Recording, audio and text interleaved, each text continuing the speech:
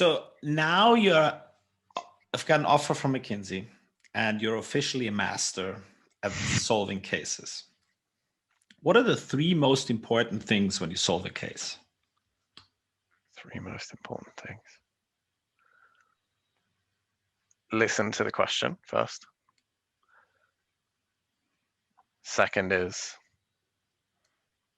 risk mitigation. And the third thing I had written on my wall was stay fucking structured in your math and lay out your structure. And those were the three. Cool. So listen to the question. What does that mean? And what's the opposite of listening to a question? For me, I worked hard on clearing my mind because you have 40 million thoughts in that first bit. You're like, oh my God, I'm in an interview and what is all this? And then they're speaking and you've missed the first quarter of the question. So for me, it was always like breathe out. And as I breathe out, I practiced emptying my mind to then listen. And,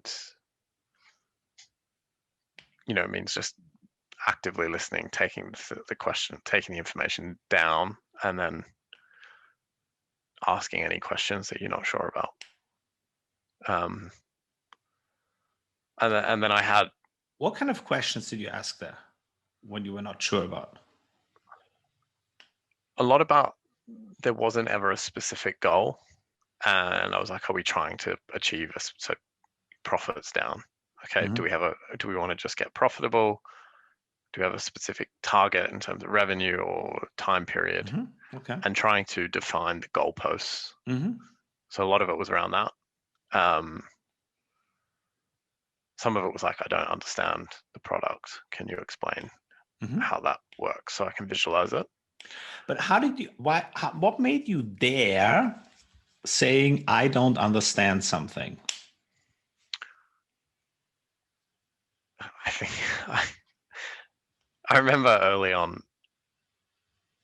it was one of your guides or videos, and it was kind of like, someone had asked the question, when should you ask clarifying questions? What's the process or what's accepted? And you were kind of like, if you're not sure, you ask, and you do what you would do in a normal client situation. So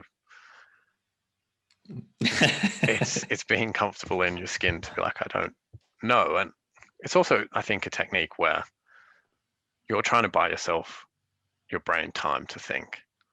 So sometimes I would say things to buy myself time. And the chart readings, we haven't spoken about that at all, but that was one thing I noticed when I did a poor chart reading and a good chart reading. Was actually, my first step was like, okay, I'm going to talk you through what I see in the chart. And by being like, okay, the top graph has this and this, and I wasn't trying to find any insights. And that just allows you to think.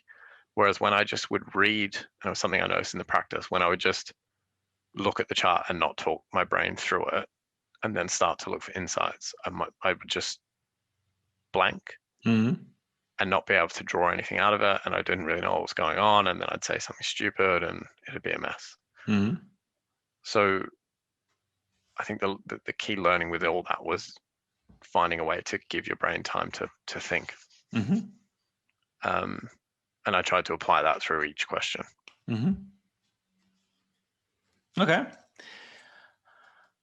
Okay, so listen to the question. That was the first part. The second part was? Risk mitigation. Risk mitigation, right. Risk mitigation. So again, it comes down to those scripts around, they've asked you a question.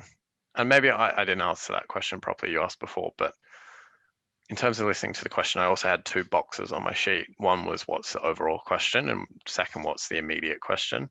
Because I noticed in my practice, I wasn't answering the immediate question very well. So the overall question would be like, we're having a problem with profitability, but the immediate question is, right, we want to look at some factors to understand the size of the problem. Two different questions. And I'd split them on my page, and then I'd repeat it back to say, okay, the overall question is this, and your immediate question is this. Have I got that correctly? And then that ties into the risk mitigation side. It's playing back the numbers, playing back what they want at each point, Mm-hmm. and being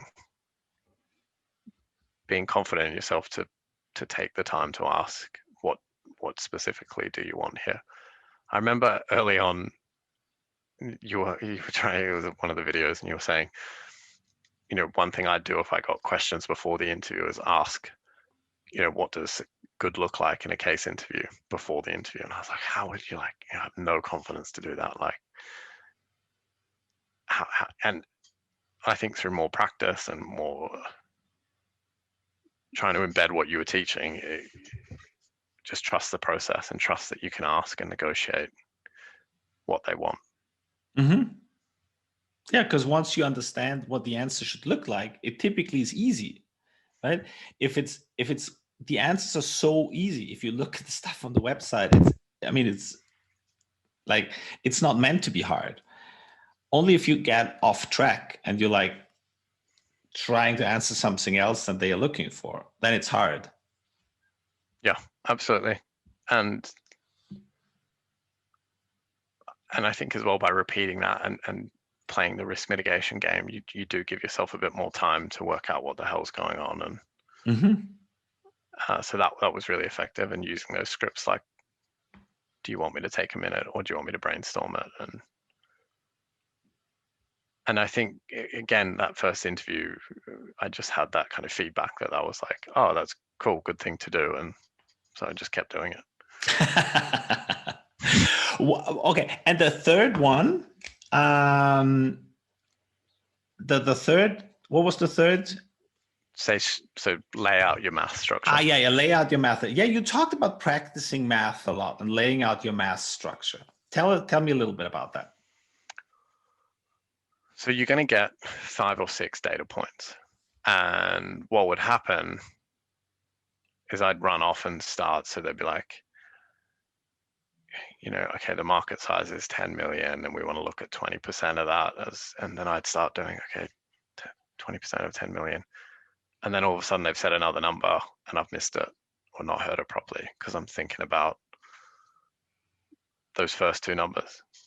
So I had to really force myself to stop again and then be like, okay, the first step, data gathering, and take my time to write it out.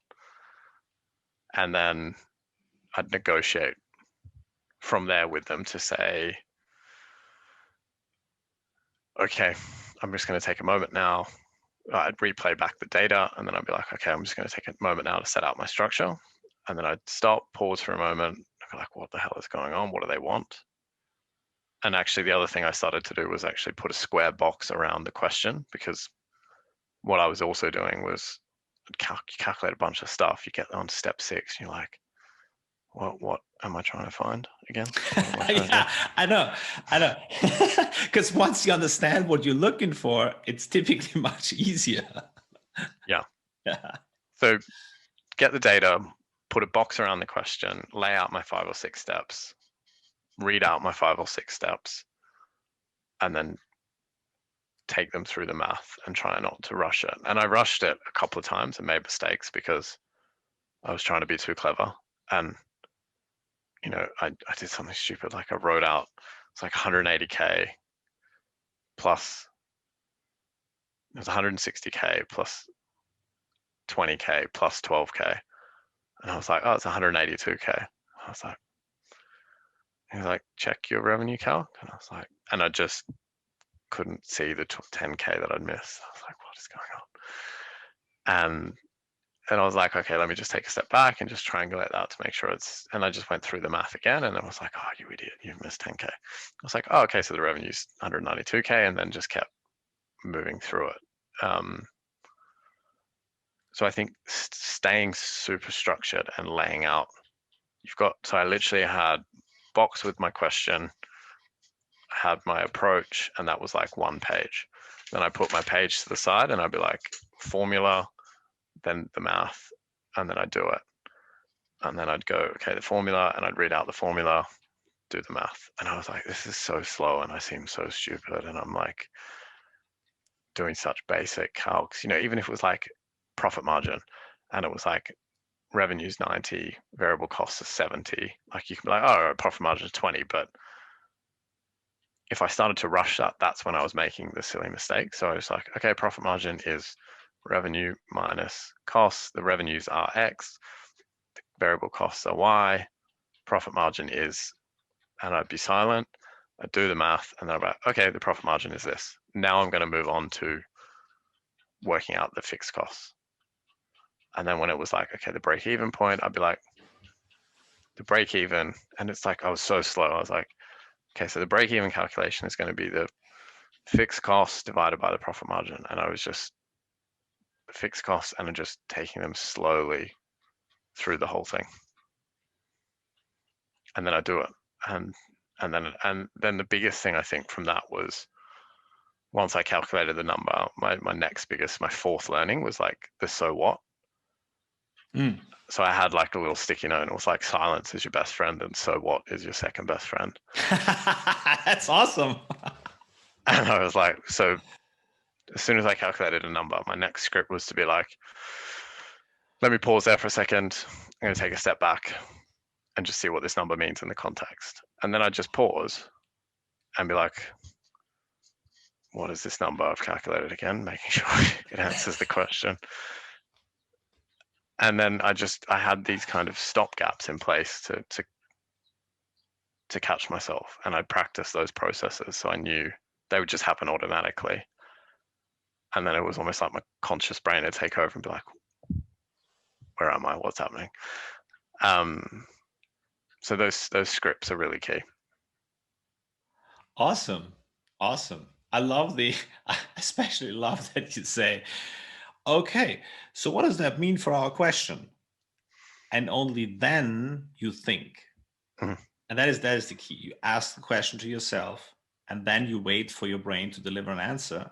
And typically it does deliver. Yeah. And even I just said, let's pause. And they were, okay, we're pausing. And you're like, I'm going to take a moment just to see what that means. And they'll be like, okay, looks like it's about 10% of the fixed cost. That looks, for me, I feel like it's going to have an impact, but I'm worried about our carbon footprint if we're getting it from China. Something silly like that I said. And they're like, yeah, that seems really intelligent.